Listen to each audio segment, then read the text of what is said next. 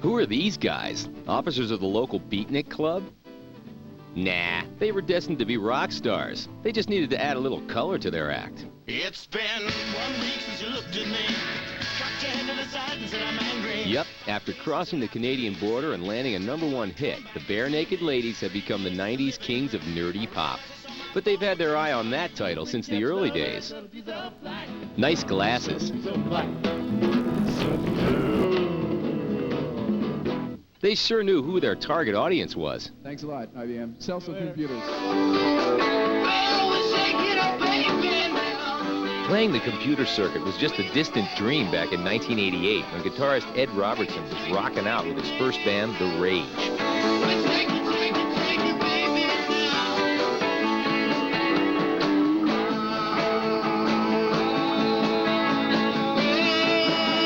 Ed soon hooked up with lead singer Stephen Page, though they didn't interface so well at first. So you guys, both of you, knew each other in childhood. Well, yeah, we went to the same school.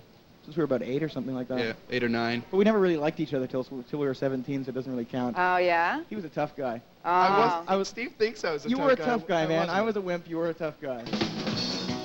Well, judging from these photos, Steve might be right about himself. Wow, nice shirt. But he had Ed all wrong. How can you be a tough guy when you're going on lobster trips and joining the yo-yo club? Of course, these days, Ed's a real man among ladies. He didn't even mind getting bare naked for VH1, though we kind of wish he hadn't. Yeah! We're not quite sure what's more embarrassing, Ed's nudie show or his Arsenio Hall haircut back in the early days. But the ladies still had some kinks to work out back then, like what to call their music. And now you call your music, or at least your bio says you call your music, acoustic hip-hop. We've been looking for a lot of names for it, and we called it bossa country, thrash folk, but acoustic hip-hop. We call it Chinese folk music for a long time. Whatever it was, these boys sure delivered it with energy, especially Steve. Hey, anyone got some Ritalin? How about some nose clippers? If I had $1 million. The band's uplifting music gained them a rabid cult following up north. Ooh, watch these folks. They look like trouble. Pretty soon, the ladies got big enough to make their own video. Well, sort of. We're going bowling in Columbus, Ohio. We got good shoes. We got bad hair. Hope they didn't break the bank with this one. Those camcorder tapes can be expensive. These guys didn't have to wait long for their ship to come in. Luckily, this guy was in their corner.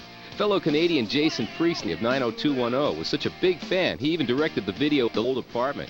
You know, those Canadians, they stick together.